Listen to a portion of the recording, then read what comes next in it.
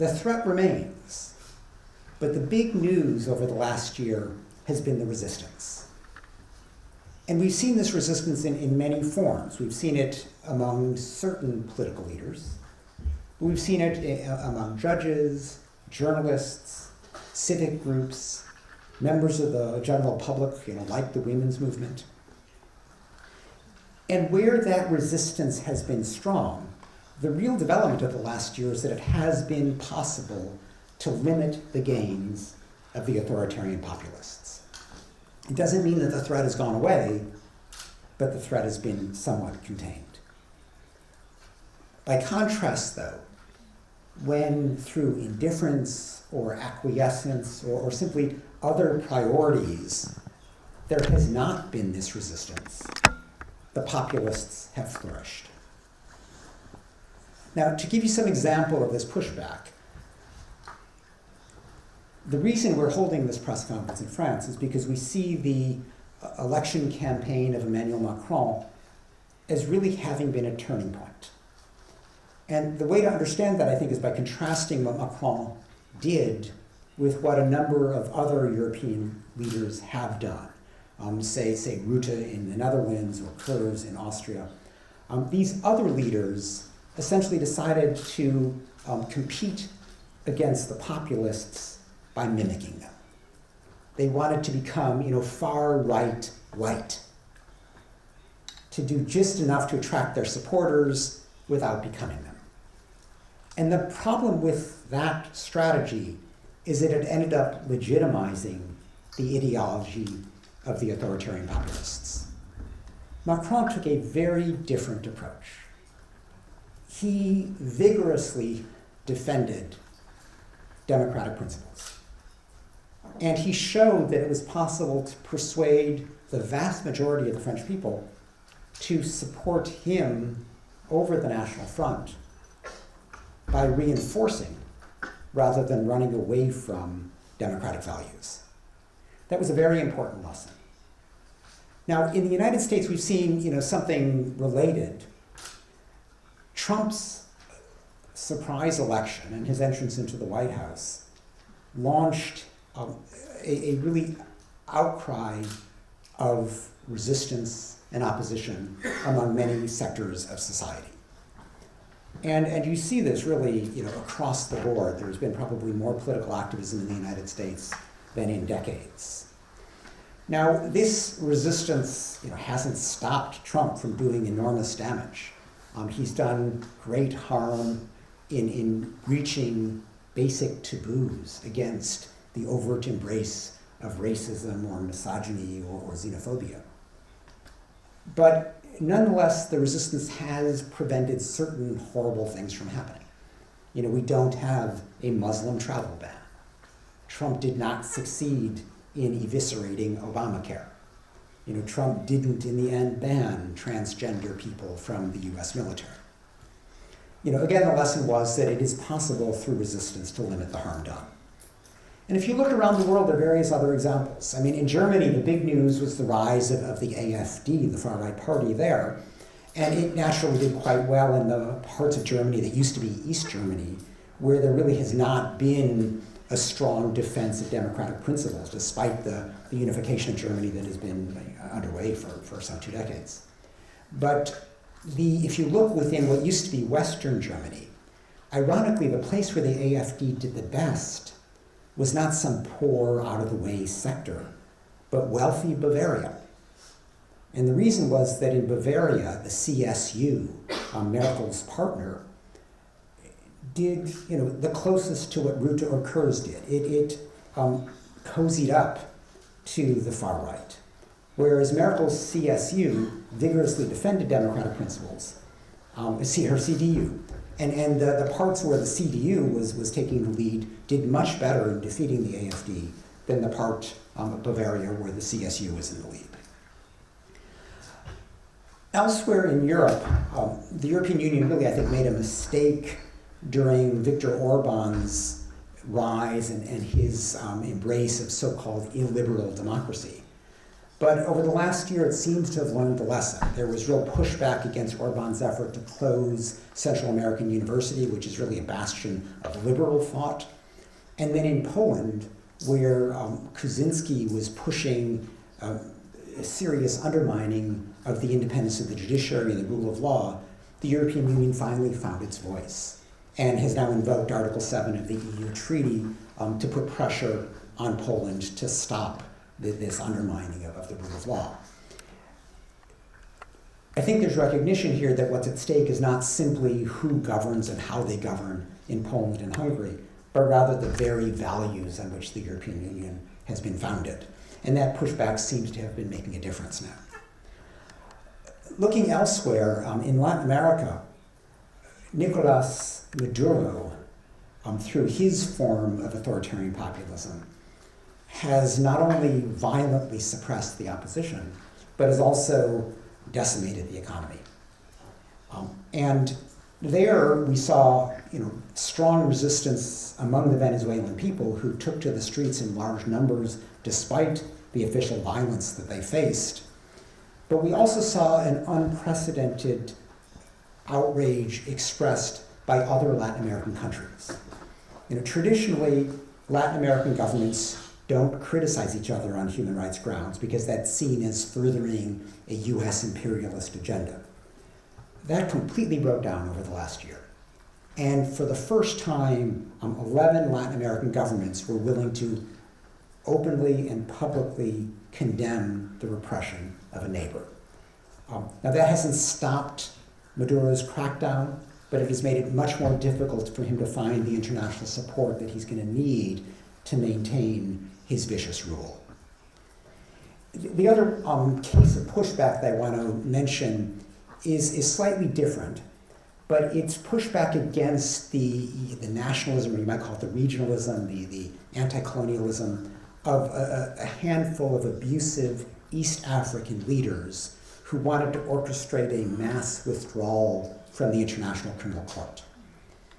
And these are, for the most part, leaders who themselves feared indictment by the court or feared that they had their own reasons to not want to promote prosecution for mass atrocities.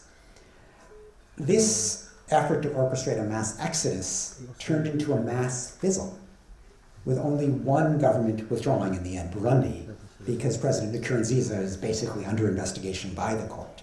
And the reason for this very substantial turnaround was the outpouring of support for the court by African civil society, by civic groups across Africa who said, wait a minute, this is the first international institution ever to pay attention to mass atrocities against Africans. We want to embrace this court.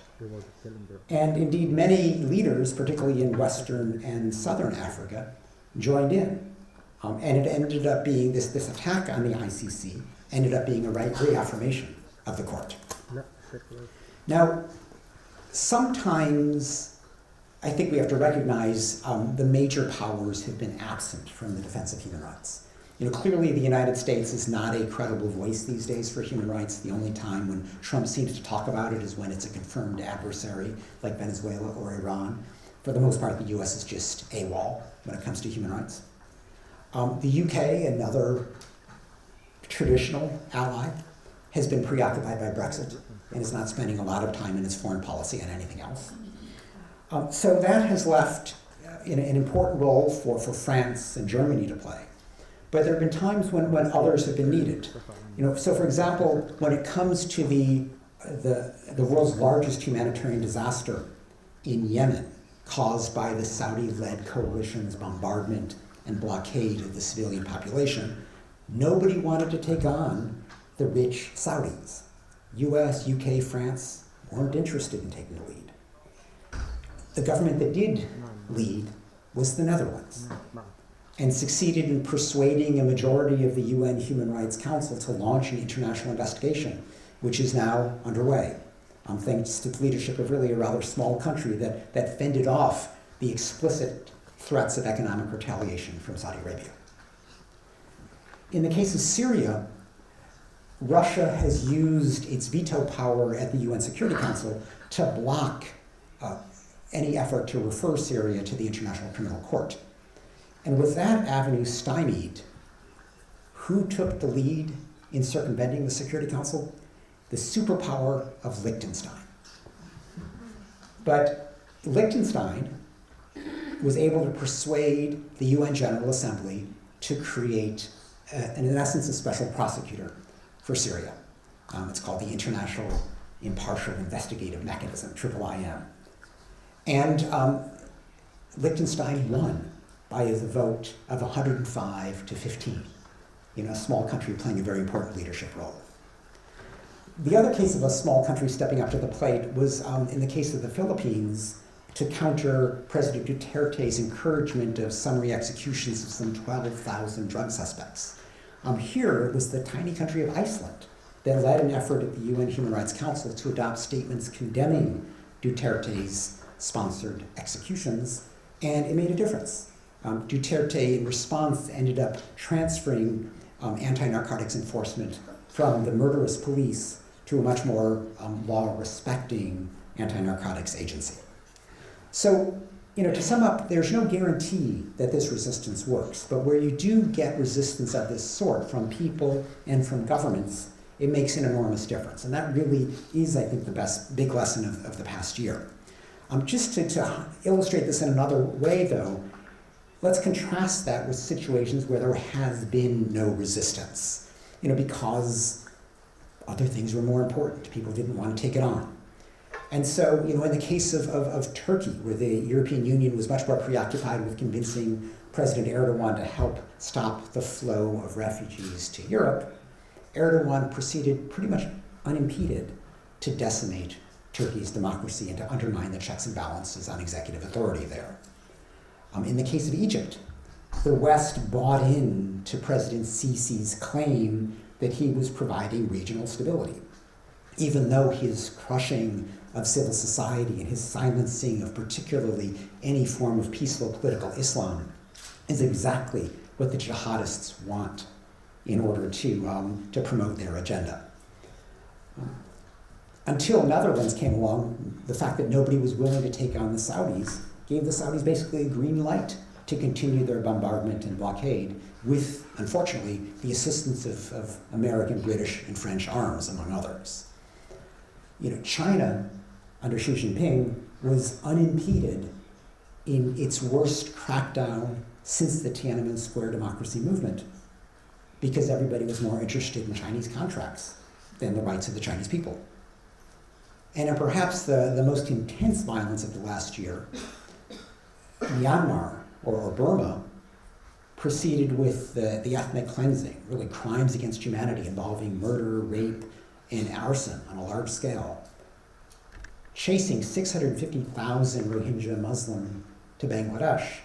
And there was much too little Western response, really because I think a misplaced faith in Aung San Suu Kyi, who has clearly shown herself unwilling to protest in defense of the Rohingya.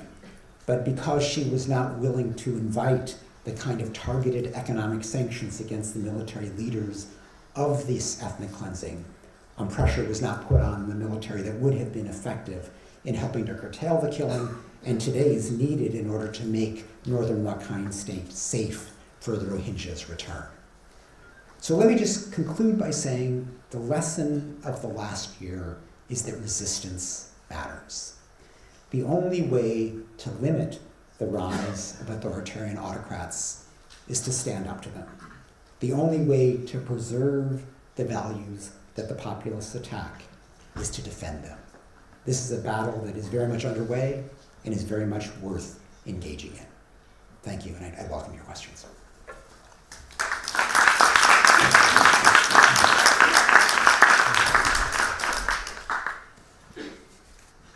The press conference is open to questions. You have microphones if you want. We have a team here, hand on the mics. Raise your hand if you want to ask a question, Marc. Marc Semo, Le Monde. Marc Je voulais Semo, avoir Le votre estimation sur le bilan. The results of Macron, I'd like to know what you think about that. This is a turning point, his election, and there's a human rights diplomacy. He was the president who Le président égyptien supported ne the dit pas un mot. Well, he didn't say a word about LCC. Je ne veux pas donner de leçons. He said, I don't want to give any lessons C'est lui qui, dans la Cour européenne des in the droits de European l'homme, Human fait Rights Tribunal. un discours que vous auriez He made a speech. So you could have En signed Chine, in il China. reste très discret. He was very discreet. He was Alors, more qu'est-ce que c'est firm cette elsewhere. espèce de What is this diplomatie sort des droits de l'homme du en of même human temps rights que- diplomacy? What is your judgment of that? What do you think about that? The question for those who didn't hear at the beginning is basically what is the record of Macron on human rights? And let me, if I could, respond to you both domestically and then in terms of foreign policy. And frankly, in both cases, I think it's a mixed record. Domestically, our biggest concern at the outset was the way he treated the state of emergency. Because rather than just end it, he basically incorporated many of its restrictions on rights into ordinary law without any showing that these additional powers for the police, which already have, I think extraordinary powers in European terms, without showing that any of these restrictions were necessary. And we're going to have to follow it very closely, but I'm worried that the greater ease with which the police can conduct searches, can impose restraints on people's movement, can close off various facilities, is going to lend itself to discriminatory abuse, particularly against the Muslim population. So we're going to have to watch this closely, but his willingness to simply transfer the emergency rule into common law was a bad initial sign. On the question of migrants, which I think is the other big issue these days, it's been a mixed bag. I guess it was yesterday, Macron was in Calais, and I think to his credit, he gave a very clear message to the police. There is zero tolerance of abuse against the migrants. I don't care who these people are they asylum seekers, are they economic migrants, it doesn't matter. Nobody should face destruction of their shelters. Nobody should face pepper spray. And that was the right message to send. And clearly he was saying it right to the police who had been accused by Human Rights Watch. Our reporting showed that this abuse had happened. And so I give him credit for that. The other, I think the other positive thing in his politics regarding migration is really the recognition that nobody should be forcibly returned to Libya. That the conditions of detention in Libya are so horrendous, with forced labor, sexual slavery, torture, and the like. It's so bad that the International Organization on Migration says that more migrants die in Libyan detention than die crossing the Mediterranean. And Macron, to his credit, recognizes nobody should be sent back there forcibly. What he hasn't spoken out about is the European Union policy led by Italy of doing indirectly what they can't do directly. And so the European Union, and particularly Italy, has been training the Libyan Coast Guard to keep the migrants in Libya, condemning them to the same nightmarish conditions that the European Union says it would never send people to. And so that's an unfortunate ambiguity in Macron's policy. We have questions about, he's talked about expedited asylum hearings. That could be good, so people don't have to wait around forever to get a ruling, but it's important to make sure that these expedited procedures are not summary procedures. He's talked about, inviting administrative officials to do identity checks in shelters. Nobody should use an emergency shelter as a place to enforce the law. Even undocumented migrants should be able to go to a shelter or a hospital or a school, have their basic necessities met without worrying about having their identity checked and facing possible deportation. So, as I say, it's been a mixed bag in these areas. With respect to foreign policy, just briefly, you've hit on a few of the negative points. I think that the real low points were Macron's visit to China, where there was barely a peep about human rights despite this unprecedented crackdown. His statement with President Sisi of Egypt that I'm not going to lecture you on human rights, even though the whole point of international human rights law is to make human rights an appropriate topic for international discourse. Has been very reluctant to push the Saudis to end the atrocities in Yemen. And we're also really not sure where he stands on Congo, where France has not been as helpful as it should have been in pressing for the ouster of President Kabila as the Congolese constitution requires. And obviously there are important French commercial interests at stake there. On the positive, to give Macron credit where due, he's been strong on the Rohingya and has actually played a leadership role at the UN Security Council and in his speech at the General Assembly, where others were not doing that. He's been strong with Putin. He's been strong with Erdogan in Turkey, one of the rare European Union leaders to do that. He's spoken out effectively against Maduro in Venezuela, and he's been one of the positive forces within the European Union pushing back against the illiberal democracy of Hungary's Viktor Orban and Poland's Kaczynski. So it hasn't been consistent adherence to the principles he articulated during his electoral campaign. It's been partial adherence, and we hope that some of the early missteps can be corrected as we go forward.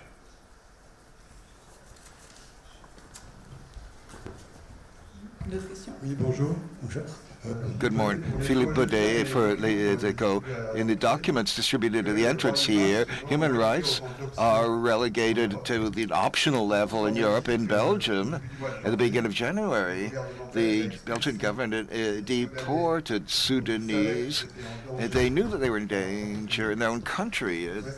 I'd like to know if you believe that this is an example of an optional approach to human rights in Europe. The question for those following in English is what I think about Belgium's expulsion of some Sudanese to Sudan where they face torture. And I should just say that it should have been completely predictable that that would happen. When you send people back to a country that is still governed by someone who has been charged by the International Criminal Court for mass atrocities in Darfur, it should be no surprise that he might mistreat people who were sent back, people who that actually, in this case, it seems that Sudan had a hand in picking for deportation. So, this was entirely foreseeable and should clearly not have taken place.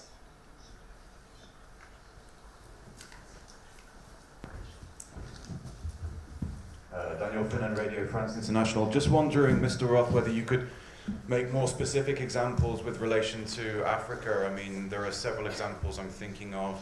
Togo protests that went on for 5 months, the Anglophone crisis in Cameroon, the situation in Central African Republic, the situation in South Sudan, the situation in the DRC. I mean, we could go on and on here. What specific examples do you have?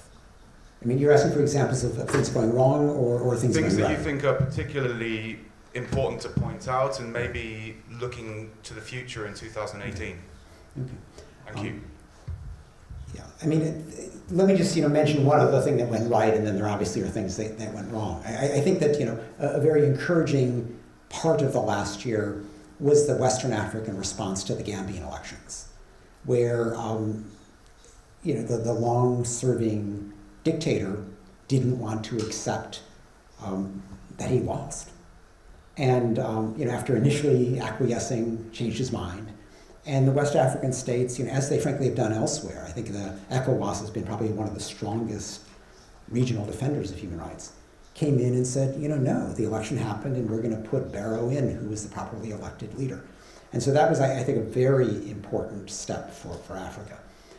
The problems are numerous. I think the two most dire situations at the moment are South Sudan and the Central African Republic.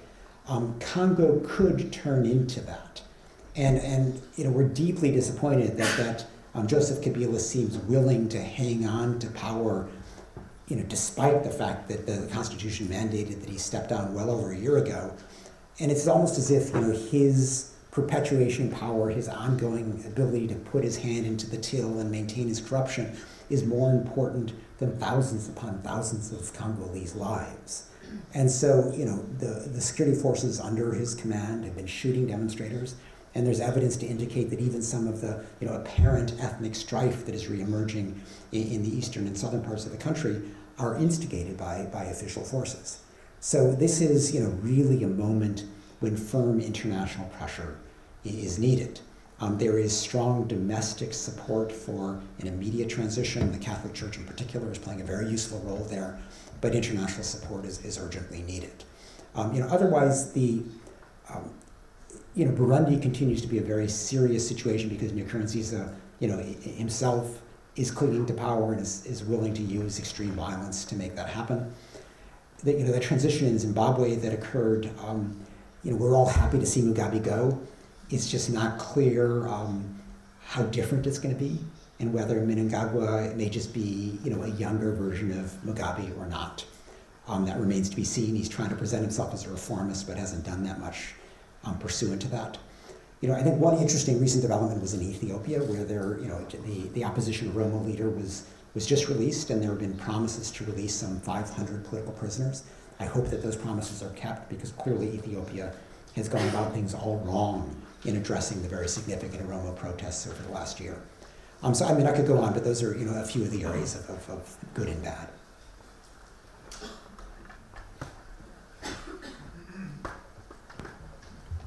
Yes, Gideon Kutz from the Israeli Public Broadcasting. I didn't find anything, at least in the French version this year, about the Israeli-Palestinian issue. Is it because of the ban on visits by HRV people in Israel? Yeah, I should clarify. This, you all have the French version of this report here. This is, unfortunately, just by reasons of I think, finances, it's a limited version. So I don't know how many countries are in this. Maybe there are 30 or so countries that are mentioned in this. The full report, which is online, has 90 plus countries. So, believe me, nothing of importance is neglected. So in terms of the Israeli-Palestinian conflict, of course there's a chapter in there. And in fact, Human Rights Watch is not barred from Israel-Palestine. There was about a 12-hour period where our researchers' work visa was not granted. And as soon as we made a protest about that, it was reversed. So he is there in Jerusalem at the very moment. So we have no lack of access other than to Gaza. In Gaza, they have really tried to keep international researchers out, and that remains a problem. There obviously are domestic activists there with whom we can work. I'll highlight two issues of real concern in Israel-Palestine. First is Gaza, where the closure continues, and while humanitarian aid is let in, commerce and people are not let out, with rare exceptions. And the result of that is that the Gazan economy is stymied. People, as a result, are dependent on humanitarian aid. And the ability of Gazans to travel abroad, to study, to work, to visit family is extremely limited. In the West Bank, the Netanyahu government has continued to build settlements, and it's worth stressing that the settlement enterprise, the transfer of the Israeli population into occupied territory, is a war crime. It's a violation of Article 49 of the Fourth Geneva Convention. And even outside of the settlements, particularly in so-called Area C, which is the area where the Israeli military is dominant, there continues to be overt discrimination against the Palestinian population. And I think, it's one thing to say, oh, this is just, temporary restrictions of a temporary occupation, but that excuse wears thin when we've now passed 50 years. And it's time to recognize that this is the status quo, and we can no longer justify Jim Crow type restrictions on the Palestinian population in terms of their ability to build their homes, to farm their land, to travel. And it's time, if Israel's not going to find some way to relinquish the West Bank, it has to start treating Palestinians equally rather than subjecting them to a forever discriminatory occupation.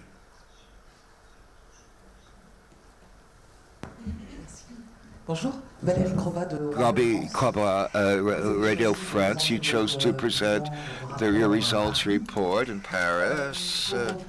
However, we can't say that Macron's policy in favor of migrants has been exceptional à votre avis, In your view, la colonne des points can négatifs, this be called a negative point, alors que vous adressez en même temps whereas cette critique you avec also la Macron? find some good points in favor of As I said, Macron? the reason we Comme chose j'ai Paris to issue this report is really because of Macron's electoral campaign.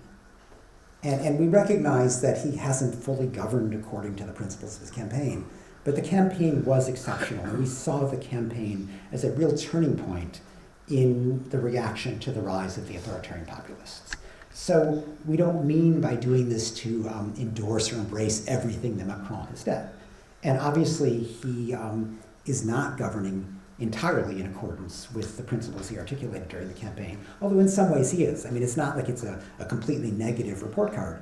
It's a mixed card. You know, it's mitigé. And so, but our holding the press conference here is meant really as a statement on the way he ran his campaign, which was extraordinary in European terms and really was, I think, a model for what needs to be done to fight back against the autocrats. And what's needed is not to be, autocrat light, but to vigorously defend democratic principles. That's what Macron did. That was what was unusual about his campaign. And it's for that reason that we've chosen to launch the World Report this year in Paris. Yeah, well, I mean, as I said in response to the other question, I think he's been mixed with respect to the migrants. I think that what he said yesterday in Calais, speaking out openly and firmly against police abuse of migrants, regardless of their status as asylum seekers or economic migrants, that was exactly the right thing to do, and it was a courageous thing to do because he was saying it to the very perpetrators of some of those abuses.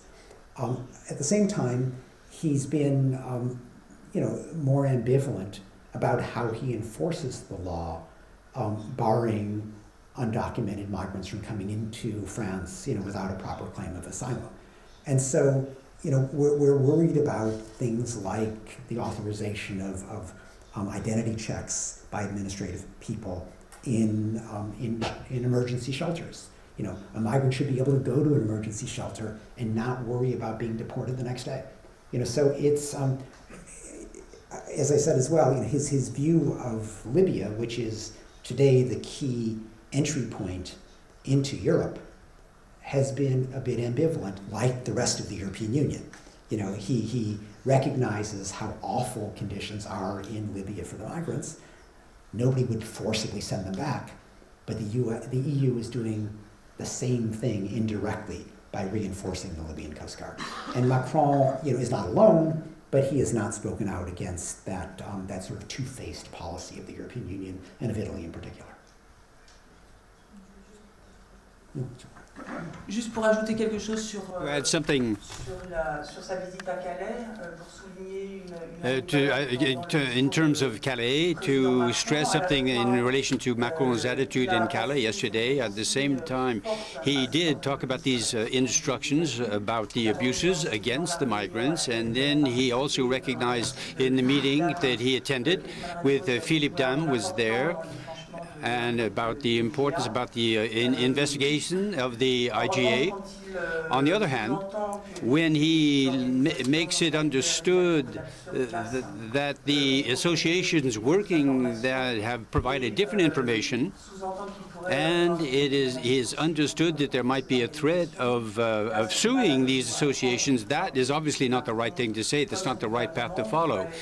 See, Macron and the government should be open to criticism, and he is to a certain point, but he is also he's also talking about suing some of these organizations who are trying to help the migrants, and so I think that really is the wrong path to follow, and we hope he's going to draw back from it. Question not in the microphone?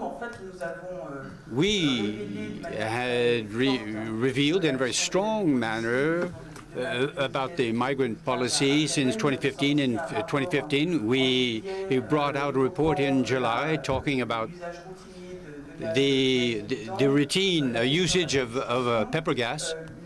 And so the reaction of President Macron's and the government at the time was fairly quick, because an investigation of the French activities was started in less than 48 hours. And the results of this investigation show that there are telling points. That action was taken violently against the migrants by the police. But in our investigation in December, what we saw is that the routine use of pepper gas, even though that had been reduced, but the abuse of the goods of migrants and the barriers set up to humanitarian aid in Calais was continued. And what Philippe Dam mentioned to the president in the meeting yesterday is that whatever the status of the people in Calais, whether they are migrants or they are asylum seekers, but no police abuse should be committed, and that sanctions must be taken against those police agents who do commit violence. Interior Minister Colomb continues to be in denial about the fact of the police abuse. And Macron has taken actually a much more honest perspective, both launching the investigation very promptly, as Bénédicte said, and recognizing that abuses in fact happen. But as recently as I think it was yesterday, Colomb was pretending that they never happened, and is just kind of denying the reality of the IJA report. I don't know if he didn't read it or doesn't believe it or what, but it's unhelpful when you have the Interior Minister pretending that something that did happen didn't happen. That's not the way you signal to the police that abuses of this sort have to stop. Macron was much better in that respect. Thank you. I'm Silvia Youssef from El País newspaper. My questions are related to Latin America. One is with Latin America and the US. Donald Trump has recently ordered the end of the program CTPS, the temporary protection status, to various countries. Mm-hmm. Some of them are in your report, like Haiti or Honduras, but some are not, like El Salvador and Nicaragua. I was wondering even if those two countries don't appear on your report, how worried are you about this decision on Donald Trump, and how dangerous for Human Rights Watch might be this decision to take them back to, send them back to El Salvador and Nicaragua mostly? And then secondly, if I may, on Venezuela, you've highlighted how this year the popular resistance and the fact that many governments are more outspoken might stop this populism, but Venezuela, on the one hand, even if more Latin American countries have talked against Maduro, the situation hasn't changed in the end. Is that also somehow an example that not everything can be solved by popular and political resistance? Well, first, your question about the people who have what was known as temporary protected status in the United States. And these, the largest number are 200,000 Salvadorans who are now in the process of being ordered to return. There were another, 50,000 or so Haitians that have already been ordered back, and there are others, but those are the big categories right there. And for me, the issue is actually not so much the conditions of those countries. I mean, Haiti is not at war now. Salvador is still a very dangerous place. But I think the real injustice here is that these people have been in the United States in some cases for 15, 17 years. And if somebody has been allowed to build a life in a new country, it is wrong to just summarily deport them. And even though the US could have turned people back after 2 years or 3 years, it didn't. And once you make the decision to let somebody stay in your country for that long, it's wrong to uproot them, because people build lives there. They have US citizen spouses, US citizen kids, they have jobs and houses and mortgages. And these people have basically become Americans, but they don't have citizenship. And it is wrong to ignore those deep ties to the American community just because the president wants to make a point to his followers that he's going to be tough on immigration. So for us, the real problem with ending temporary protected status for these people is not the conditions in the country that they'd be forced to return to, but the utter disruption of the lives that they legitimately built in the United States. In terms of Venezuela, I mean, you're right. It's there's no guarantee with any of this. I mean, Maduro has shown himself willing to use not only violence in the streets, but also overt fraud electorally, and to go so far as to create brand new institutions of government when the opposition actually wins an election and takes over, in their case, the National Assembly. So, he's a formidable foe, but he's also an incredibly incompetent autocrat. And, he's managed to take an oil-rich country, with some of the largest petroleum reserves in the world, and impoverish it so people cannot find basic food or medicine, and they're contending with hyperinflation. It takes a certain kind of completely unaccountable autocrat to manage to pull that off. And that's why, between the ongoing popular resistance in Venezuela and the utter lack of regional support for him in Latin America, I can't see this going on forever. It's just an intolerable situation. So yes, he's in power at the moment, but I wouldn't bet on Maduro for the long term.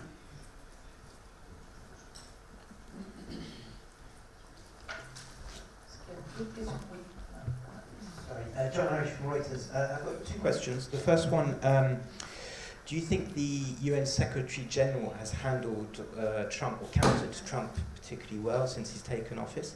And the second one on the Syria chemical weapons. Following the demise of the joint investigative mechanism, do you see this, a chance of it being revived or another mechanism that can be put in place? Thank you. In terms of Antonio Guterres, the UN Secretary General, and Trump, I think you've got to give Guterres credit for managing Trump. Trump entered office, essentially declaring war on the United Nations and threatening, a massive cutoff in aid. And Guterres, has handled that well. That hasn't happened, even though the U.S. government continues to threaten different elements of the UN. They've just cut in half their contribution to UNRWA, the Palestinian Refugee Agency, and they continue to threaten to pull out of the UN Human Rights Council because of its agenda item devoted to Israel. So, it hasn't been a perfect record by any means with the U.S., but I think Guterres has been able to limit the damage. I would have liked to see Guterres be more outspoken on rights issues. He's tended to simply defer to Zaid, the UN High Commissioner for Human Rights, who's wonderful, who's incredibly articulate, principled, and outspoken.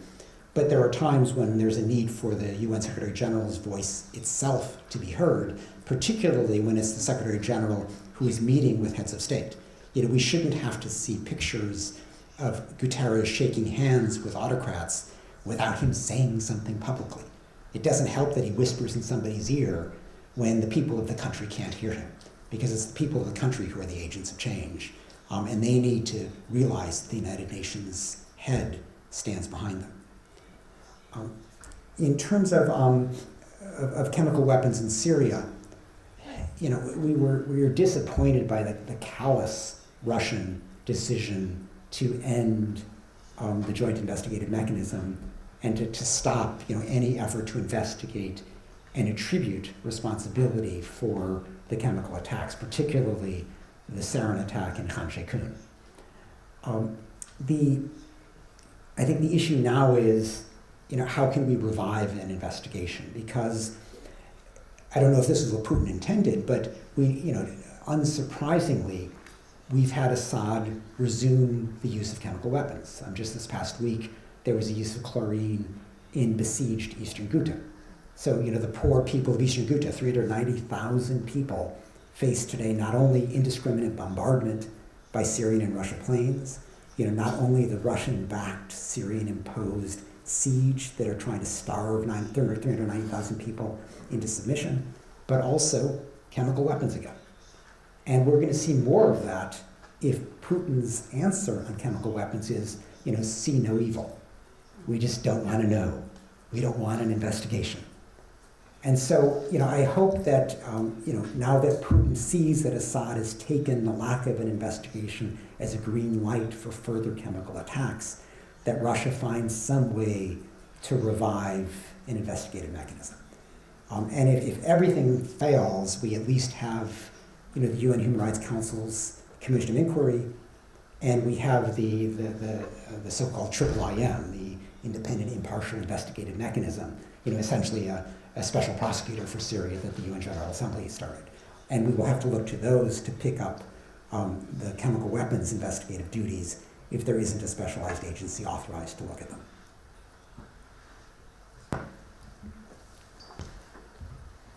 C'est Radio France Internationale, la rédaction en espagnol. Est-ce que vous avez quelque chose à dire? Do you have anything on Colombia, a country which has enjoyed peace over the past 12 months after the peace reached between FARC and the government? A country which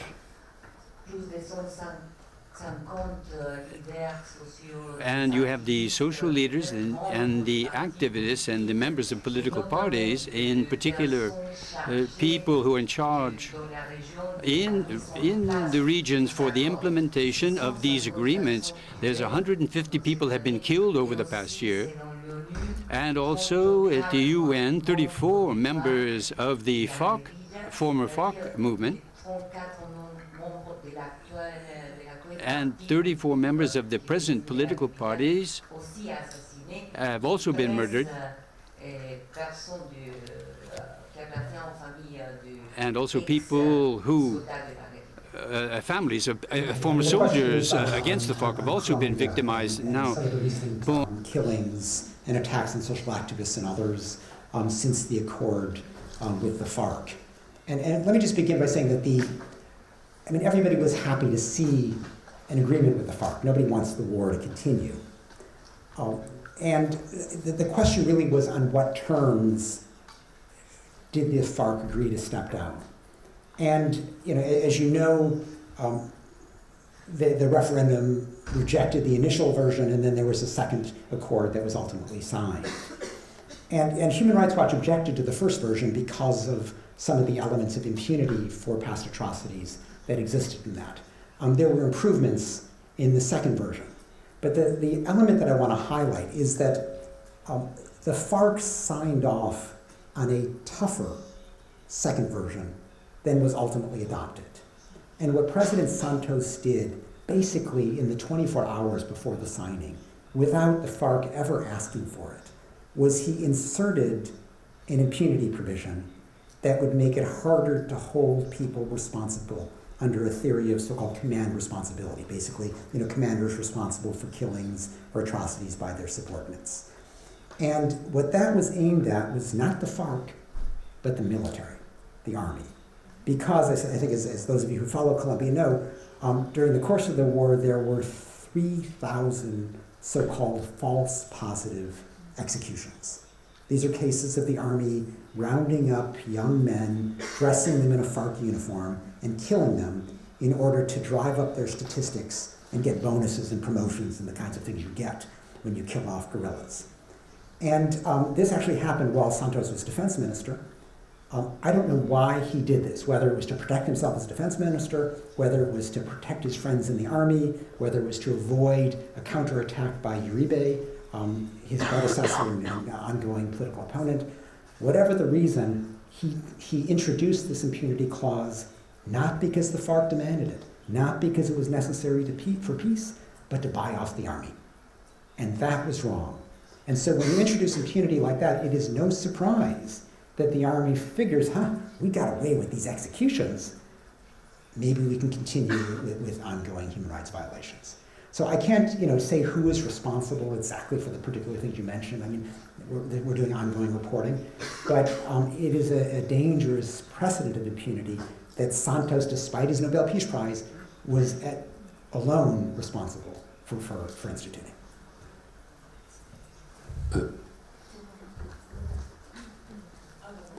Pierre Duchesne, La Croix, daily newspaper. I'd like to go back to your postulate at the beginning. How can you explain that many populist leaders have real popular support? This resistance, is this the resistance of a group that has a positive experience of globalization? There are genuine grievances that the populists have exploited. And I don't mean to minimize at all the seriousness of those grievances. There are economic grievances where people are upset with being left behind. They feel that their wages are stagnating. They're legitimately upset about growing inequality. There are cultural grievances where, in this modern world of more migration, some people are not happy with the changes in the culture of their nation. And then there are legitimate concerns about terrorism and the threat posed there. So, these are real concerns. The problem with the populists is that they take these legitimate grievances and they use them as an excuse to demonize certain unpopular minorities. And it's almost as if there's no programmatic relationship between the target of their demonization and the original grievance. They just find that it's politically useful to make that connection. So, Trump, attacks Muslims even though, the problem of terrorism is much more homegrown in the United States. He attacks Mexican migrants even though they're obviously contributing to the economy. There's no real evidence that they're undermining the economy. But these play well with his base. And so I think that the answer to the populists is, on the one hand, yes, address the legitimate grievances. We're not saying ignore legitimate concerns by the public, but don't fall into this scapegoating of vulnerable minorities. And it's important to emphasize in fighting back against the populists that you can't pick and choose who gets human rights. When the populists start saying, we're just going to violate the human rights of those people you don't really like anyway, don't worry about your rights, they'll be secure. That's a very dangerous first step, because the structure of human rights depends on them applying to everybody. Once you authorize or empower a government to pick and choose, it's just a matter of time before it's going to choose your rights to violate as well, because something you do is going to be inconvenient to the government or might threaten its grasp on power. So I think it's important to stress that, as a matter of self-interest as well as principle, you need human rights secure for everybody if they're going to be there at all. You can't countenance certain minorities having their rights violated without ultimately cracking the foundation on which the rights of us all depend.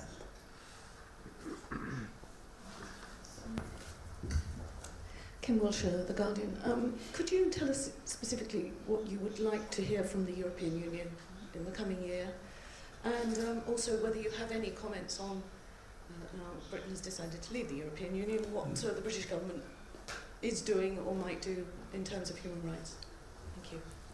Yeah, in terms of the European Union, let me just highlight two dimensions here. One is that there's a need to recognize that what's happening, foremost in Hungary and Poland, is really a threat to the core of the European Union.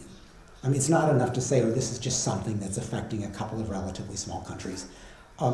If you allow a member of the European Union to undermine democracy or to undermine the rule of law or to undermine judicial independence, you are allowing exceptions to core European Union values. And that's how you begin to eat away at those values. So I think it's important for the European Union to recognize that the threat of Orban or Kaczynski is not just a national threat, but a fundamental threat to the entire European project. With respect to Libya, the other thing I'd like to emphasize, the European Union is pursuing a hypocritical policy at this stage. It knows that it wouldn't dare send migrants forcibly back to Libya. The conditions there are deadly, nightmarish, and to force somebody back is a blatant violation of international law. So to pretend that they can do that indirectly by bolstering and training the Libyan Coast Guard to keep people in rather than pushing people back is basically a distinction without a difference. And it's time for this hypocrisy to end and for the European Union to find other ways to protect its border that don't involve directly or indirectly forcing people into the nightmarish conditions of Libyan detention. Your question on Britain, Human Rights Watch doesn't take a position on Brexit per se. We are concerned, first of all, about the rights of many people who have established lives in Britain under European Union rules. And I know this is the subject of the negotiations between the European Union and Britain, but as much as possible, people should be able to maintain established lives without new restrictions imposed on them simply because of Brexit. We're also frankly concerned about some of the rhetoric of the Brexiteers, which is not only anti-European Union, but also anti-European Convention for Human Rights. And there's a real tendency to demagogue the issue, to say, if it weren't for that European Convention for Human Rights, we'd be able to get rid of terrorists or do this or that we want to do. And it's a very short-sighted approach. I mean, Britain doesn't have a constitution. The closest that it has to a constitution is the European Convention on Human Rights. And if it really is going to go so far as to pull out of that convention, as some Brexiteers suggest, it's going to leave Brits across the board in a much weaker position to see their rights respected.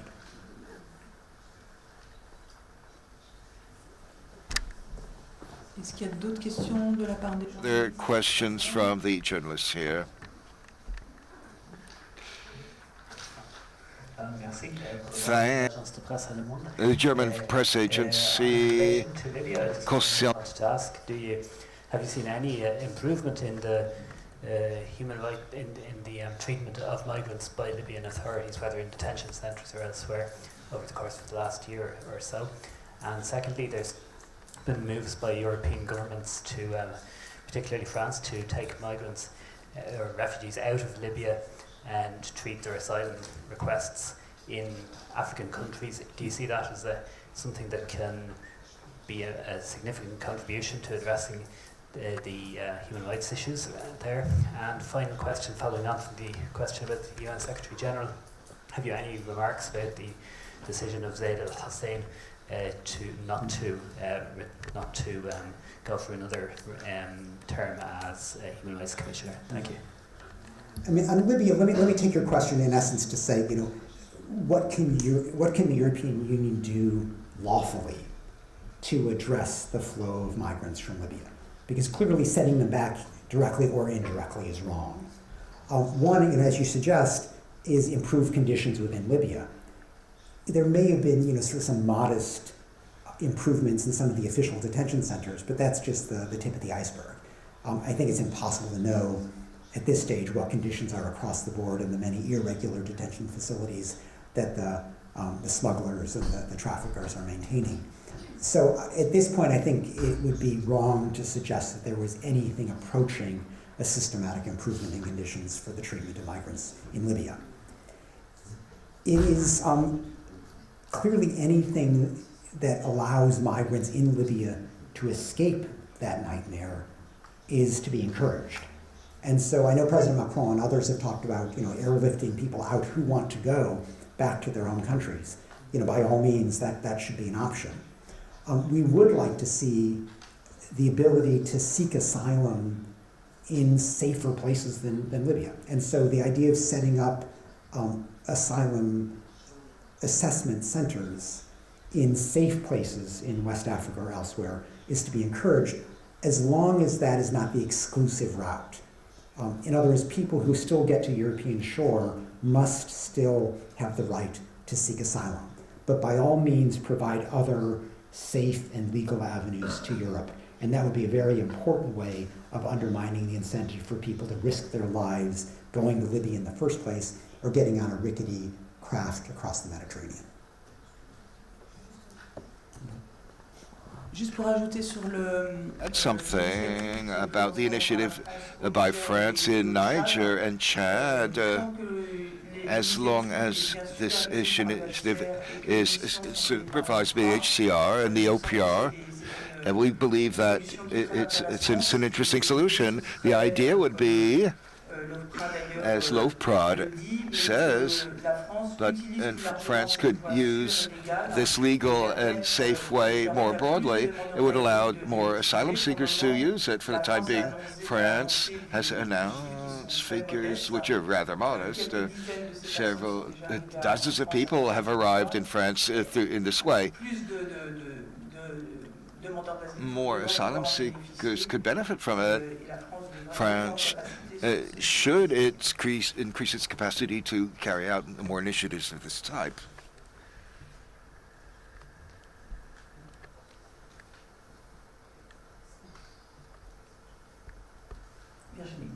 Virginia,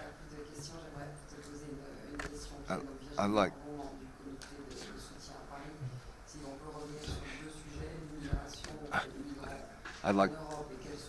What are our ambitions? The interpreter can't hear the question. No mic.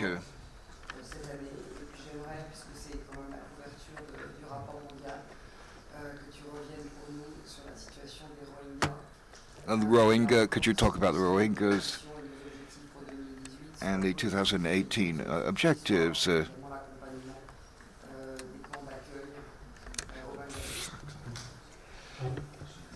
Two questions. One in terms of what are our ambitions with respect to immigration in Europe, and second on what we're looking for with Rohingya.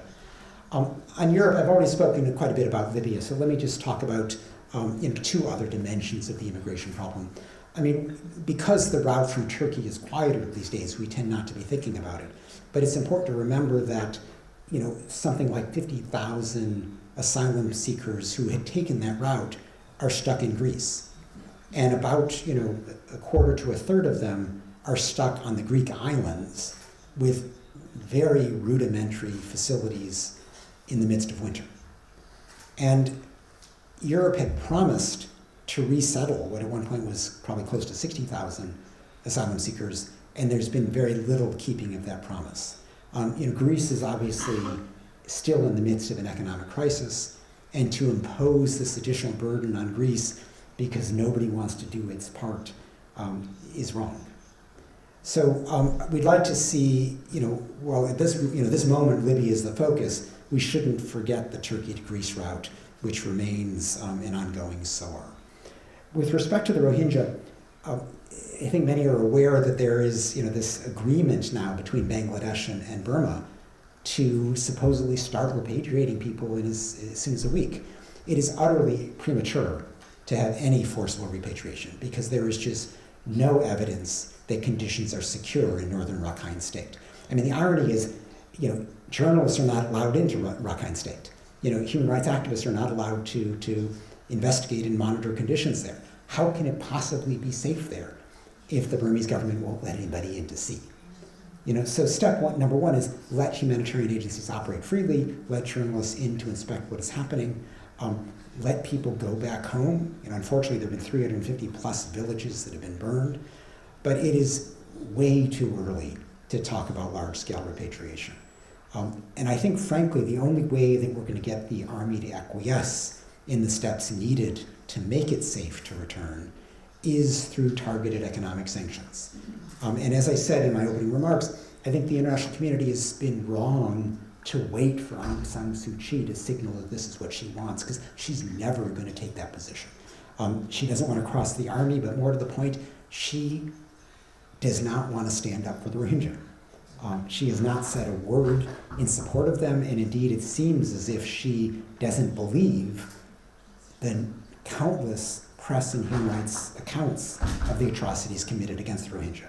So in that situation of denial and lack of political courage, Aung San Suu Kyi is not the leader the world should look to for guidance on how to respond to the ethnic cleansing of the Rohingya.